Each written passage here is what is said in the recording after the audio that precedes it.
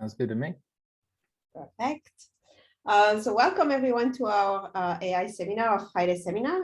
It's my pleasure to introduce Sam Silva, who is currently an assistant professor in the Department of Earth Sciences in Dartmouth and has a joint faculty appointment with Civil and Environmental Engineering in Viterbi.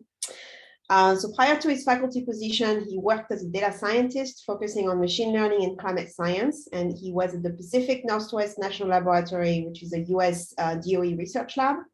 He received his PhD in environmental engineering and computation from MIT, an MS in atmospheric science, and a BS in physics from the University of Arizona. And his current research is focused on air pollution and climate change, with particular interest in the convergence of traditional computational methods with modern data science and artificial intelligence techniques. Sam? Great, thanks. So yeah, let's see. Thank you for the introduction. That's really great. I am Sam, so this is all going well. I wanted to take the opportunity to both chat with the ISI community and see if I could make any connections in terms of my research and describe some ongoing efforts in the group that I'm building here at USC surrounding clouds and climate and how we can better understand and model these processes using AI techniques. So to get started, my work and the work that I'm very interested in exploring going forward really revolves around the chemical composition of the atmosphere as it's relevant to two modern environmental crises. Those are air quality and climate change. And these both of these areas present some, I think, very strong and potentially groundbreaking applications of AI techniques. And I hope to motivate some of that throughout this introduction. So air quality is currently the largest environmental risk factor for death and disability worldwide. If you ask epidemiologists and public health experts to actually rank all the global risk factors for death, air pollution comes in at number 4. So I've listed the top 4 here on this slide, and the first 3 seem to be, to me, to be some sort of known players in what we think of as bad for your health, including high blood pressure and a poor diet and tobacco use. But air pollution is actually number 4. And if you split that up between indoor air pollution and outdoor air pollution, so in your house and outside, air pollution actually still exists in the top 5 risk factors, top 10 rather, twice. So, and I living in Los Angeles, we're well aware of issues associated with air quality, but I really think it's important to drive this point home that air quality issues don't just exist in developing countries with more lax environmental regulations than we have in the United States, but in fact, it is a very serious issue in the US, and LA is a great example of just how bad air pollution still can be in the United States.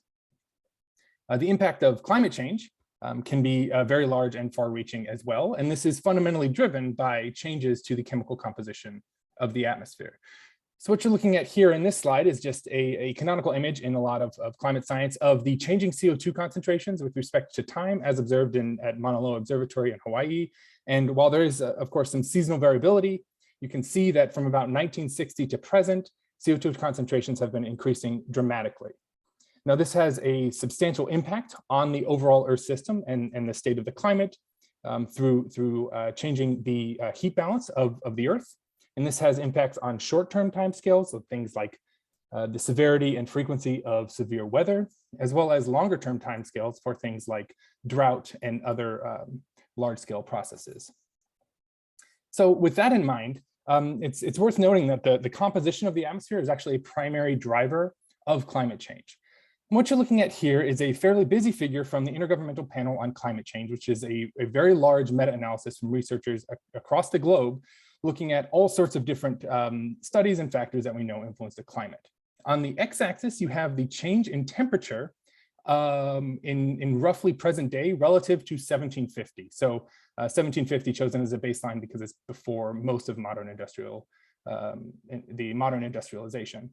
And on the y-axis, you see the various known players in the climate science space. So you think about looking just here at the top, the first row is carbon dioxide. And the length of this bar corresponds to the impact that carbon dioxide, in this case, has had on surface temperatures, corresponding to roughly about 1 degree of warming just from carbon dioxide changes in the atmosphere. Then there are things like other well-mixed greenhouse gases. These are things like N2O and methane, as well as ozone and more. And the real point I want to make right now is of all of these anthropogenic influences, which is in this top box, all of them except for albedo, and there's some argument there that I could make if we want to get very academic, all of these are directly tied to the chemical composition of the atmosphere, right? Aerosol are particulate matter and suspended liquid droplets in the atmosphere. Carbon dioxide is a chemical compound in the atmosphere. And so when we think about climate change, atmospheric composition is fundamentally something that we should be considering as well. Now, in my group, we really focus around the predictability and understanding of atmospheric composition because it is so important to these in modern environmental crises. And as far as I'm concerned, this is sort of the fundamental equation of atmospheric modeling that we're working with from a chemical constituent standpoint. And it's what's known as the atmospheric continuity equation. And there are 5 terms that I'm going to go through here.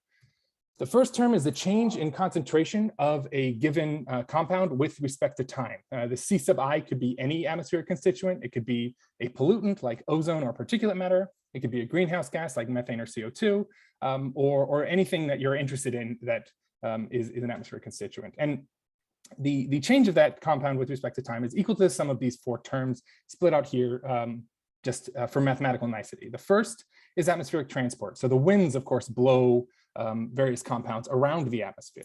The next E is emissions, as things are emitted from the surface of the earth and the tailpipes of cars and so on into the atmosphere. D is deposition. So this is the loss of something out of the atmosphere through either settling to the surface, sticking to the surface, or getting caught up in a raindrop, for example. And then finally, this final term relates to chemistry, which can both produce and destroy constituents in the atmosphere.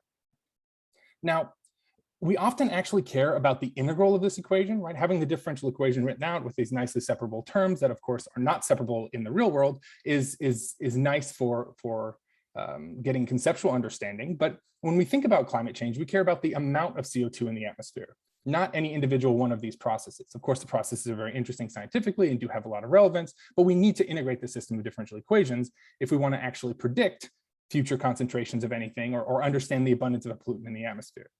As it turns out, this is a non-trivial system of differential equations to integrate. I always like to joke that if you actually know how to integrate this system by hand, come talk to me. I'd love to write that paper with you and we can collect our Nobel Prizes. But until then, until we can actually get there, we solve this system of equations using large computer models, and these are what we use for air quality models and climate models and so on and so forth. Now, the issue, and where data science and AI methods can really come into play, is that in our models, all of these terms on the right-hand side are imperfect. We don't have a perfect understanding of or representation of transport and emissions and deposition in chemistry for a variety of reasons. Both we don't have theoretical understanding to actually make the predictions. We don't have observations to validate whether or not our theory is right, or we're just simply limited in terms of computational capacity to actually resolve all of the details. Turbulence is a great example of that. And so one major thrust of my group is about using these methods for improving our ability to predict and understand each of these different terms and ultimately close the feedback loop to do a better job of simulating air quality and climate change so that we can address these crises. So in the context of this talk, I'm going to be talking specifically about the impacts and the pseudo math I've written down here, thinking about the change in climate with respect to atmospheric constituents, and specifically thinking about the roles of aerosol in the atmosphere and clouds. Now, I'll get into a little bit more about what that is, but it's first worth motivating by going back to this figure I showed earlier, where we really wanted to use some machine learning techniques to address some of these uncertainties. And there's some reasons why we expect that machine learning would actually really help us in this case. And what I'd like to note here is that before I just talked about the magnitude of these bars, right? That carbon dioxide contributes roughly about 1 degree Celsius of warming from 1750. But it's worth noting that there are uncertainty bars associated with each of these estimates. And as it turns out, the largest uncertainty in our climate model prediction systems when it comes to predicting surface temperature and other relevant parameters is associated with atmospheric aerosol and the interactions of aerosol with clouds. Now, aerosol are suspended liquid or solid particulates in the atmosphere. These is what makes up a large part of the pollution from PM 2.5 and PM 10 that we have here in Los Angeles and in other areas. but it also comes from natural sources, from places like the ocean and from deserts and so on and so forth. And these aerosol actually interact with clouds and with radiation in ways that are very uncertain, and we can start to pin down what that uncertainty is and how that matters for our prediction of the Earth system. So within that subspace of aerosol cloud interactions, which is the largest uncertainty in modern climate models, we're really focused in on a process known as aerosol activation. And beyond being what I've said on this title slide, that it's a critical component of aerosol cloud activation interactions, what aerosol activation actually is, just to be brief, and I'm not going to go into this too much because I assume this audience is more interested in the AI applications, but I'd be happy to talk about this more offline, is essentially that a cloud droplet in the atmosphere, all of the droplets in all of the clouds, and I'm looking at some of them out the window here now, the formation of these droplets does not just happen from the condensation of liquid water vapor onto itself. That's actually thermodynamically very unfavorable in the atmosphere. Instead, the vast majority of all cloud droplets form through condensation onto aerosol that exist in the atmosphere. And that condensation process by which an aerosol goes from being dry to having water vapor condensing on it to form a cloud droplet is known as what the activation process is. So that process by which an aerosol actually gets activated to potentially become a cloud droplet is what we're interested in here. And this involves a lot of very complicated physics and chemistry that we actually have a decent set of mathematical descriptions for. The issue is that numerically simulating and explicitly resolving these processes is far too computationally expensive to be routinely used in climate models. And for some context about what I mean by computationally expensive, when we run these fully detailed climate models on leadership class computing resources like the Department of Energy has, it can routinely take weeks to months to finish a given climate model simulation that we might use for doing science and engineering tasks. If we were to add the explicit treatment of aerosol activation, those would go from weeks to months to months to years, right? And it suddenly becomes a really intractable problem to actually do any useful science on human relevant timescales. So what we've done instead is develop parameterizations for this process, meaning mathematical approximations. And these are skillful at making predictions and generally quite fast, but there are some known limitations with them, including the fact that we've had to remove some processes from in the creation of these parameterizations to make them skillful and fast and so on and so forth.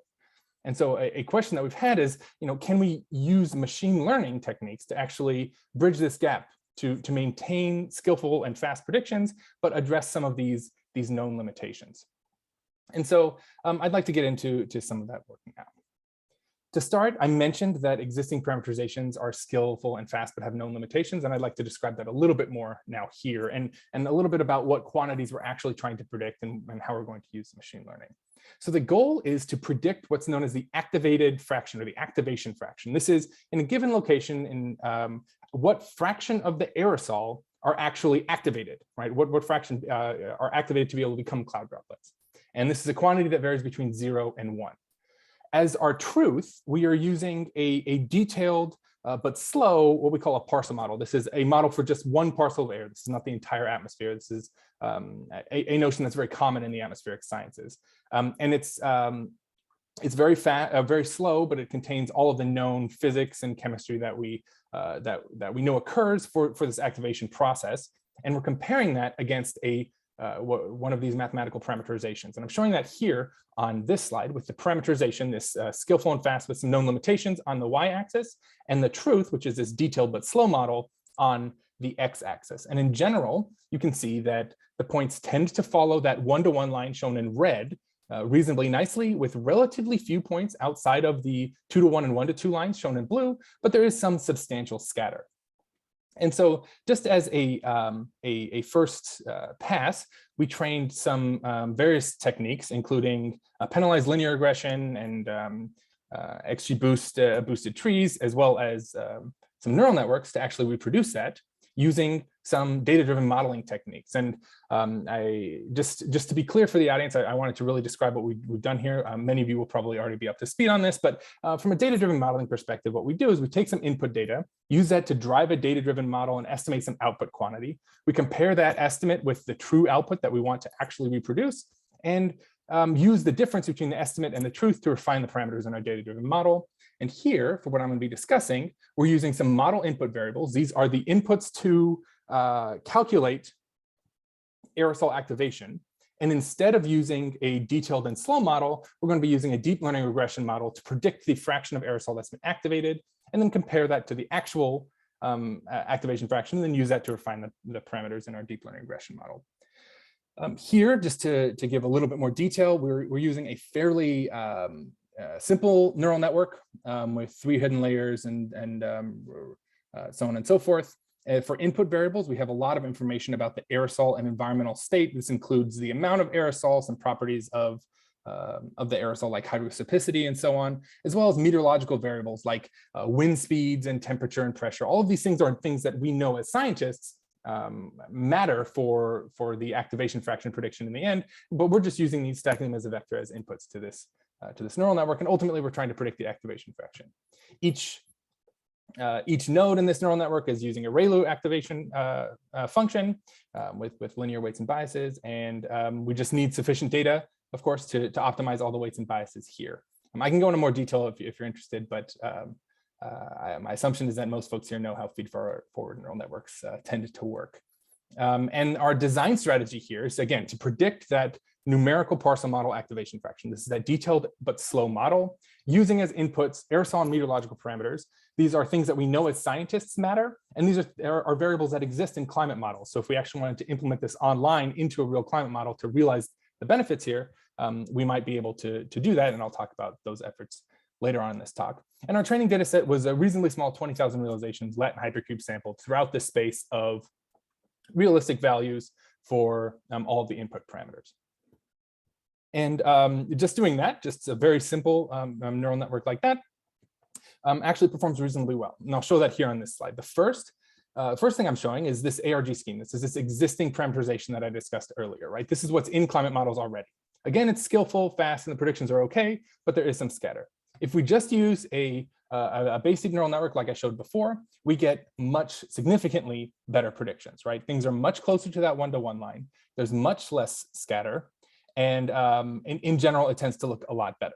And I wanted to just note on the bottom here that I've tried a bunch of other emulator methods, including just some penalized linear regressions and boosted regression trees and so on. And it turns out that the linear methods tend to perform a little bit worse.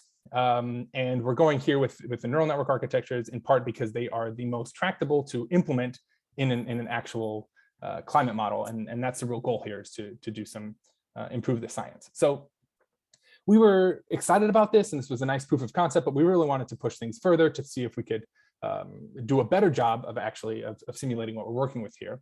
And to do that, we are using a concept from the literature known as physical regularization, which is to slightly change the learning task and make things learnable and prevent overfitting through inclusion of physical information. We've done this in a remarkably simple way. Reason being that we are trying to implement this in an Earth system model that both is very complex in terms of the overall software architecture. It's written in Fortran, and we have to navigate that, as well as working with a larger community of scientists. We actually want this technique to be accepted broadly, and incorporating known physical information is something that scientists tend to love, especially when it comes to machine learning applications. And we're contrasting this to just a simple approach that I showed before, which in our paper we call physically naive. We just take a set of inputs, use that to drive a machine learning technique and make a prediction. Instead, we are first calculating the activation function from the existing parameterization that we have, that's skillful and fast with limitations, and then learning essentially the bias of that with a machine learning technique, and to get our activation fraction prediction. And this is commonly called hybrid learning, residual learning, bias correction, so on and so forth. And the real take-home message is that adding this physical information improves the predictive skill of these techniques, and that's something that's really nice to see. So to start, I'm showing this, again, the base deep neural network that I showed before. This is this sort of physically naive approach without any physical information incorporated in the learning task, where we're not doing any bias correction or anything.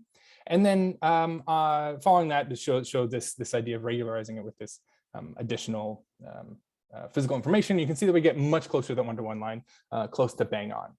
Something that is very interesting and that I just wanted to note here is that as you increase model complexity and model capacity, the impact of this regularization becomes much, much smaller, right? So this sort of makes sense that as models get larger, they can learn more complex and nonlinear relationships. And so the impact of including a simple parameterization is much more important for smaller models than it is for very large models, or for less complex models than for very, very complex models. And I'm showing that here for an XGBoost model, because it's, I think, a little bit easier to visualize, where the number of trees we add is a metric for model complexity. And this is really actually important when we care deeply about computational cost of our models, where, of course, larger models cost more at execution time than smaller models do. So something that we were really excited to see is that edge case performance improves drastically with this bias correction approach. And so, this regularization by physical information. And so what you're looking at here now is the same figures as on 2 slides ago, except I'm zoomed in from 0 to 0.1. So this is just the bottom 10% of possible predictions. You can see in this base deep neural network, we actually get fairly bad predictions in this very, very low space. But by adding that physical information, we can correct for a lot of that bias just through doing this bias correction approach. Additionally, we found that this additional physical information can improve generalizability fairly substantially. And here in our context, we're assuming generalizability, meaning a test case that is 4 Kelvin warmer, or 4 degrees Celsius warmer. And so what we did is we continued with that same Latin hypercube sampling space, but just shifted the and only sampled from the top of the training distribution of temperature to 4 degrees plus that top. And that is a sort of, albeit slightly hokey way of trying to get at how will this perform in a warmer climate, right? If we move outside the scope of the training data, can we actually still make decent predictions? And you can see from the base deep neural network performance, it still is actually fairly good in this 4 Kelvin warmer case, in this generalizability test. But by adding this physical information, we do remarkably well in that warmer scenario. And this lends credence to this idea that by incorporating physical information, at least for networks of the size and complexity that we're using, can help us generalize better, which is very important because the ability for a parameterization in a climate modeling space to work outside of the scope of its training data matters a great deal, because it is impractical to expect the average person using a climate model to retrain any and every machine learning technique that's been implemented into that model for every application. And that's one of the reasons why it makes these things more difficult to sort of catch on. Now, as a first pass, we wanted to see what it would look like if we actually implemented this into a real climate model. And because this is all sort of working in the sort of case study mode. And so as a first step, yeah, please. Quick question in the Q&A. Mm-hmm. Did you find any anomalies in the aerosol activation during a heat wave? So aerosol activation does respond to temperature, and heat waves are important. We're not necessarily looking at the observations with that granularity here. Instead, we're trying to train across all possible, the whole possible input space to this neural network. And so we did not find that the errors of our model were strongly dependent on temperature. In fact, we didn't have that dependence much at all. There are other parameters that some of the model errors were more sensitive to. But that's sort of a post hoc analysis and maybe not a remarkably satisfying answer to your question. So we implemented this deep neural network here, this base deep neural network, just very simple feed-forward neural network, into an Earth system model. And this is something we're very interested in doing. And I wanted to talk now about how do we actually get a trained neural network into a climate model. The vast majority of all climate models and all air quality models are actually written in Fortran. Of course, the vast majority of machine learning research is not written in Fortran. And so actually making these connections between what most folks use in sort of Python to Fortran-based models is an open area of engineering that people are really addressing. We use this technique developed at UC Irvine by Mike Pritchard, Jordan Ott, and some collaborators, known as a Fortran to Keras bridge, which makes it very easy to learn reasonably simple to load reasonably simple neural networks into a climate modeling framework. But I think this is really an open area for providing solutions that the Earth system modeling and climate modeling community really needs. Some climate models are being rewritten in C++, and other folks are using Julia to address some of this. But I think it will be a reasonably very long time before Fortran leaves the climate modeling community. And so if we really want to make advances in climate modeling using machine learning techniques, bridging this gap between the techniques that exist and work in Python and are trainable in Python to actually operationalize them in Fortran is something that is a non-trivial for the climate modeling community right now. So the really exciting take-home message, and this was probably the most exciting results I got my entire time I worked at PNNL, is two figures that look pretty much exactly the same. And the result here is that implementing the base deep neural network into E3SM, which is the Department of Energy's climate model, the Energy Exascale Earth System model, does not crash in a real simulation. It runs smoothly, and it produces precipitation patterns that look like Earth.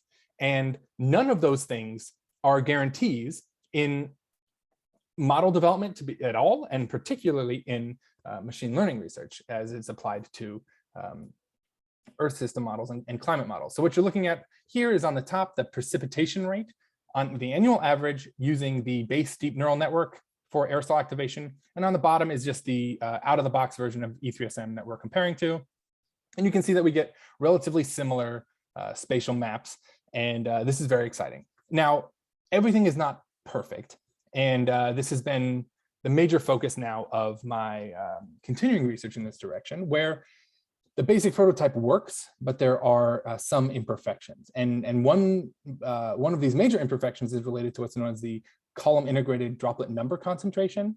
And so this is a quantity that is the number of cloud droplets in an entire column of the atmosphere. So you can imagine if you're looking down at the Earth from space, you're looking through the full atmospheric column. And this is just adding all of that up per unit area and adding all of the cloud droplets as you're looking down. And looking at this figure here, this is a comparison between the base deep neural network, E3SM, which is the Energy Exascale Earth System model, and then on the bottom is the difference between the two. And really, the take-home message is that this difference plot shows red almost everywhere. We are, by using this deep neural network implementation, we are drastically increasing the number of cloud droplets globally. And this has substantial implications for the overall energy balance of the Earth in a climate model, because the more cloud droplets you have, light interacts with clouds with more droplets very differently, and it can reflect more back to space and so on and so forth. And so this really has strong implications for our ability to assess the impacts of aerosol cloud interactions on the global climate. Now, there is a question of if we've put this base deep neural network in and it performs better, then can't we just say that this difference is just what the difference is when you improve the model structurally? And while that is an argument that we've been exploring, it's really worth when you start making really large changes to the Earth's climate in a modeling system that is millions of lines of code and used by thousands of researchers to be really certain in exactly what you're doing. So we really wanted to dig into this a little bit more deeply. And so to do that, we really started updating our training data strategy to improve our data generator to consider more processes and make that parcel model that we talked about that I'd already mentioned contains the latest and greatest physics and chemistry even better. So to consider a variety of more processes, including competition for water vapor and so on and so forth. And also we actually changed our sampling strategy to go from Latin hypercube sampling within that space to sampling the real climate model distribution that we're interested in. And I've shown, just sort of a toy example of what that might look like in Latin hypercube sampling 2 parameters, and then what a real distribution might actually look like. And the real take-home message from this toy figure here on the bottom, let's see if I can pull up, at any rate, the real point here is that we're actually not interested in good performance in the parameter space that is not relevant to planet Earth, right?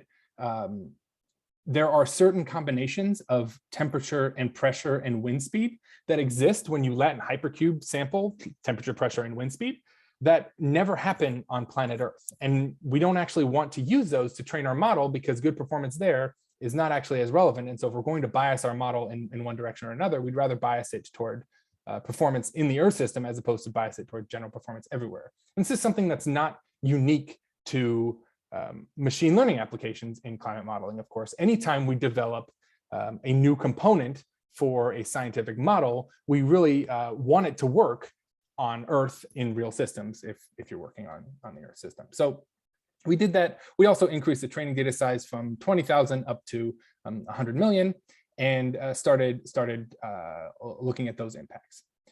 As we've increased the complexity of the aerosol activation treatment, this makes a far more complex model, which is much harder to emulate and predict. So now I'm showing this new and detailed parameterization, or this new and detailed training data set has far more complex relationships in it. And you can see that this existing scheme that's skillful and fast is much less skillful at actually making this prediction. Instead of being very close to the one-to-one line with some scatter, it's actually almost entirely scattered all over the place, which leads to slightly worse performance again with the deep neural network, even including the physical regularization. Though I should note that this is still, there are so many points here, and maybe this would have been better as a density histogram or something like that, that we still get orders and orders of magnitude better performance in terms of the RMSE, the mean absolute error, and a much better R squared, and so on and so forth. So next, when we actually implement that into the climate modeling space, we end up with a more realistic impact on the climate that starts to map to some of the known uncertainties that the climate modeling community actually starts to think about and works within that space. So I'm showing two figures here. They're slightly different because the diagnostic software for just getting these plots changed ever so slightly. But you can see that in general, things look much better. So on the top two panels, you see the machine learning implementations into a climate model. In the middle, you see a base version of the climate model that's being run for comparison. And on the bottom, you see the difference between the two. In general, we see that by adding the neural network in the with the updated training data set, with the updated regularization and so on and so forth, produces a difference map that is spatially coherent with some known processes. For example, over East Asia, we see some substantial increases in cloud droplet number concentration in this region. And this is increases relative to the base version of our model. And there's reason to expect that the base version of the model actually performs reasonably poorly here due to just how polluted this region is, that certain, under very, very, very heavy aerosol amounts, we might actually underestimate activation. And that's something we've thought about. And there's this sort of feed forward effects onto the column integrated droplet number concentration end up leading to an increase in this specific location. So this is something that we're really excited to see. And the overall lessons learned and takeaways that we're really thinking with here are that these physical regularization techniques is a simple way that can actually be implemented without an enormous deep understanding of how to get a neural network into a Fortran-based climate model, but it can lead to improved performance. And of course, more focus on training data sets is always really, really key. And this is no different in the Earth system modeling framework. And so our next steps are to really fully assess this emulator. So I've shown a figure here of, again, this improvements to the emulator shown here on the right-hand side, and how this broadly is consistent with our scientific understanding. But of course, we have observations that we can compare this to, and a wide variety of other mechanisms for assessing model performance. And we're sinking our teeth into that just now. One thing that I'm particularly interested in that I'm working on now is trying to understand the regimes of performance using self-organizing map techniques to help us separate the atmosphere into different regimes that are of interest for the aerosol activation process. And so this is just, this is sort of hot off the press work that I've been doing over the past couple of weeks. So don't treat any of this like it's settled fact. This is still, of course, research, but I thought it'd be fun to show. Is when you run the input parameter space for aerosol activation through a self-organizing map technique, and here you just have 9 total nodes in a 3x3 grid, different regions start to pop out as being different difference in the relationship to one another. And so you can start to see that on different nodes of this self-organizing map, you can have regions that largely correspond to the southern oceans, regions that correspond to, for example, Antarctica and the mid-latitude and equatorial oceans, as well as over land in the top right panel. And what this will actually allow us to do is start to think about how model performance varies regionally by the actual regional regimes in the drivers of aerosol activation, as opposed to just going back to that other figure thinking, oh, there's something going on here over East Asia, and we think that has to do with heavy pollution loading and so on and so forth. This actually allows us to tease things apart in a little bit more unburdened by sort of scientific preconceived notions way, right? So we can actually start to connect all of the different locations where performance over East Asia is different. Because, for example, we might not expect wintertime and summertime to have errors for the same reasons. And if we just look at figures on aggregate, we can't necessarily tease that out. So I'd also just like to briefly mention some alternative approaches that we're investigating in my research program. And in case anyone here is interested in collaborating, I'd love to chat more about these, but I'm not going to be discussing them here in this talk. The first is these various explainable AI techniques for model development. This is a really hot topic in the Earth system sciences right now, where we have a complex system with a lot of emergent behavior, and we want to better understand that. And there's some evidence that explainable AI techniques might provide a path forward for that, which is something that's pretty exciting. And I've done some of this work related to the physics of light and temperature in plant canopies and trying to do a better job of modeling that in Earth system models, as well as trying to understand the ways in which models are wrong. So can we train in this case, can we train an XGBoost model to actually predict the errors in an Earth system model? Here, the errors in lightning occurrence. And then can we use some of these explainability techniques to help tell us why the model is wrong, instead of just that the model is wrong? And then can we use that to inform hypothesis generation and so on and so forth to help guide future research directions? And that's some work that was just published a couple of months ago. Additionally, I've been talking here about, I've been sort of sitting in this simulated model world and just made brief reference to field observations for showing if our simulations are correct or not. But we can actually use field observations directly in the parameterization development. And we've actually done this for a process known as ozone dry deposition, which is the loss of ozone. It's a pollutant in the near surface, the loss of ozone to trees.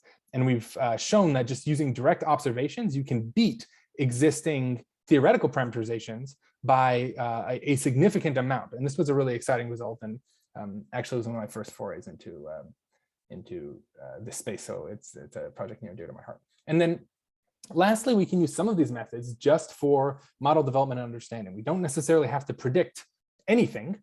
And this is some work that I'm doing now, and I have some continuous interest on in my research group to use, in this case, graph theory and network theory to better understand the system of chemical interactions in the atmosphere. And what I'm showing in this figure, this figure here, is this big sort of hairball graph of all the different chemical interactions in the atmosphere, where various nodes are sized by their relative importance in this graph. And you can start to learn things about which chemicals are actually most important for predicting different compounds and for predicting the state of the atmosphere. And I think there's loads of exploration to do here. And while I'm not a graph theorist by training, I'm certainly a graph enthusiast. So I'd love to chat with anyone about that if they're interested.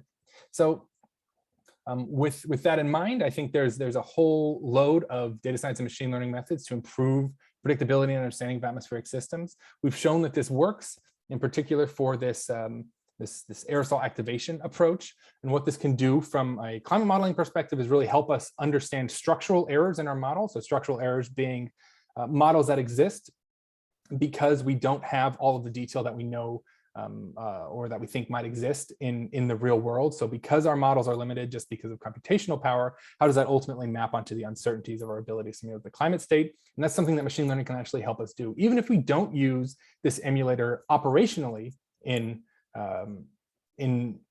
every time a climate model is run, it can still help us get a much better idea of where the limitations and successes of our climate modeling efforts might get into. But there's a lot more research that I'm currently doing and currently working on related to domain science around something near and dear to my heart, which is the impact of the biosphere on the atmosphere, as well as more of these aerosol clouds and climate, just science questions that are interesting. And then a lot of focus on this tool application and design around Earth data science, machine learning, and just computational model development. So with that, I'd be happy to pause here and just take any questions. And thank you all for your time. And again, please reach out if you'd like to chat more offline. Thanks, Sam, for a great talk. There are a couple of questions in the Q&A, so I'll start with those and ask general audience question after this. The first one is, what was the CPU usage gain compared to the original E3SM parameterization? Yeah, that's a really great question, and I appreciate that. I should have mentioned that, and I must have just skipped past that. But right, so there's this question of, there's a lot of noise in the climate modeling community that machine learning is super fast and is sort of an ideal scenario, an ideal tool to use in climate modeling. But of course, actually realizing that speed in a real climate model that you're actually running is a little bit different. But in this case, we actually found that by running multiple instances of this climate model with the neural network enabled and comparing that to the original parameterization, there was really no difference in runtime, which is actually the metric that I'm most interested in, is after I press go on my climate model, how long do I have to wait for it to finish? There was no human noticeable difference, and just running it, differences between different CPUs on an individual machine and slight load balancing differences are massively swamp any impact of the neural network. Thank you. The second question is, do we get a quantitative idea as to how much air pollution affects the ARGDNN model? Sorry. Yeah, so I think I have an extra slide that might address some of this here. So what we're looking at here is where some of how the model performance might be sensitive to it. And I apologize if this is not as polished of a figure. It comes directly from our paper, which had a lot more information in it. But when we think about how air pollution might matter, a first pass at that is thinking about about how the total amount of aerosol in the atmosphere ultimately impacts the fraction of aerosol that are activated into cloud droplets. And so just looking at that sensitivity here that's shown in the top left panel, the activation fraction tends to decrease as the number concentration, the amount of aerosol, increases. And so that's generally a sort of if you are an aerosol scientist doing aerosol activation research, this is a very unsatisfying answer to you. But I would say as a first pass, this is a nice way to start thinking about the role of heavy pollution events on aerosol activation. And you can actually see here that the ARG regularized approach, which is in green, matches the detailed parcel model in black quite well. So that was something we're happy to see. Thank you. The next question, it would be really helpful if you could explain the DNN architecture. Yeah, so I have a list of hyperparameters here if you're interested. And the DNN architecture that you would be most interested in are in this panel on the right, the first and the last column, the sort of naive and the ARG regularized approach. Each of them have 3 layers with a variety of nodes, generally ranging from about 40 to 100 per layer, and dropout fractions that range from 0.1 to 0.5. And so this was this hyperparameter optimization was done using Keras tuner with the hyperband optimization algorithm. If you're training models in Keras and you haven't tried Keras tuner, I would highly recommend it. It's quite nice. But I am actually working on a project with collaborators at UC Irvine exploring if we just brute force look through and spend an enormous amount of compute looking at all of the different hyperparameter optimizations, how does that change the performance? And it actually does become pretty significant. So hyperparameter tuning is definitely something to think about. Thank you. One more in the chat. In the physical parameterization case, it was odd that MSE decreased monodictically with model complexity L shape. I was expecting to find a U shape where high model complexity would result in overfitting past an optimum. Can you comment on that? Yeah, so the way I imagine that is that when you add the physical information, you're just sort of adding this calculation that's done on the front end by the existing parameterization. And that L shape is just that as model complexity increases, you're able to better reproduce that front end calculation as model capacity increases. And after a certain point, you get very, very close, and there is no real impact of overfitting there. But it is this good point, right? And when I showed that plot, I did betray that there is some early stopping and other training techniques that were used to prevent the model from overfitting. So that wasn't the exact same model with just the number of trees limited. That is, if you take a model of a certain complexity and train it until overfitting and stop before overfitting occurs, how does model complexity affect that? So there is more complexity behind those two lines than just monotonically decreasing red and blue might show. Thank you. Any other questions? We have time.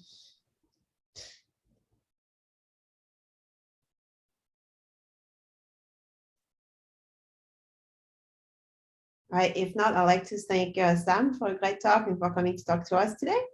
And I'll see you all next week. Yes. Bye-bye. Thank you.